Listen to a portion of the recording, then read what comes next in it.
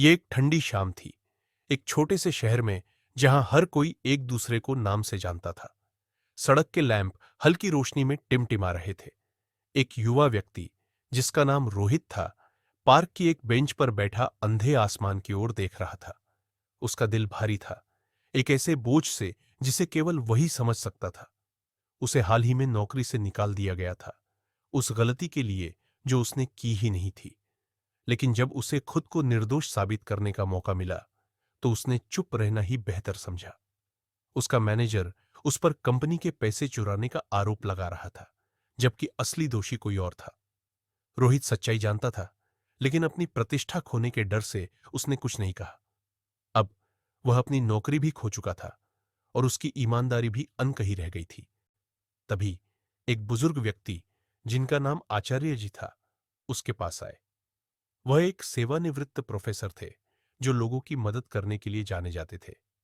रोहित के चेहरे पर उदासी देखकर उन्होंने पूछा, बेटा, क्या बात है? इतनी चिंता में क्यों हो? रोहित ने थोड़ी झिझक के बाद कहा, आचार्य जी, क्या ईमानदारी हमेशा अच्छे परिणाम देती है? आज मैंने सब कुछ खो दिया, सिर्फ इसलिए कि मैं ईमानदार था, लेकिन मैंने सच कहने की हिम्मत नहीं की। आचार्य जी हल्के से मुस्कुराए और बोले, मैं तुम्हें एक कहानी सुनाता हूं, फिर तुम खुद तय करना कि ईमानदारी बोझ है या शक्ति। बहुत समय पहले एक राज्य में एक व्यापारी रहता था, जिसका नाम माधव था। वह अपनी ईमानदारी के लिए प्रसिद्ध था। लोग उस पर आंख मूंद कर विश्वास करते थे, क्योंकि उसने कभी झूठ नहीं बोला और हमेशा अपने वादे निभाए। उसकी दुकान खूब चलती थी और पूरा शहर उसका सम्मान करता था। एक दिन एक अमीर व्यक्ति, समीर, जो माधव की सफलता से जलता था, उसे नीचा दिखाने की योजना बनाने लगा।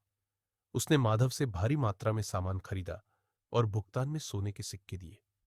लेकिन जाने से पहले उसने चुपके से उनमें एक नकली सोने का सिक्का मिला दिया। कुछ दिन बाद समीर गुस्से में दुकान पर आया और चिल्लाया, तुमने मुझे धोखा दिया, तुमने मुझे नकली सोने का सिक्का दिया है। यह खबर आग की तरह फैल गई। लोग माधव की दुकान पर इकट्ठा हो गए। माधव शांत रहे और बोले, मुझे याद नहीं कि मैंने कोई नकली सिक्का दिया हो, लेकिन अगर ऐसा हुआ भी है तो यह मेरी गलती नहीं, बल्कि अनजाने में हुआ होगा। समीर मन ही मन खुश था। उसे लगा कि अब माधव की साख मिट्टी में मिल जाएगी। लेकिन माधव ने जो किया, उसने सभी को चौंका दिया।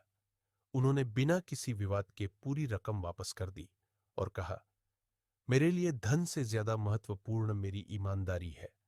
अगर मेरे किसी भी ग्राहक का मुंह पर विश्वास डगमगाता है, तो मैं अपना पूरा धन त्यागने के लिए भी तैयार हूं। लोगों के बीच खुसुर फुसुर होने लगी। कुछ को संदेह था, लेकिन अधिकांश माधव के साहस और सच्चाई की सराहना कर रहे थे। जब यह बात राजा तक पहुंची, तो उन्होंने दोनों को दरबार में बुलाया।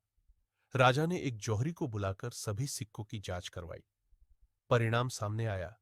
सिर्फ एक ही सिक्का नकली था, वही जो समीर ने माधव पर आरोप लगाकर लौटाया था।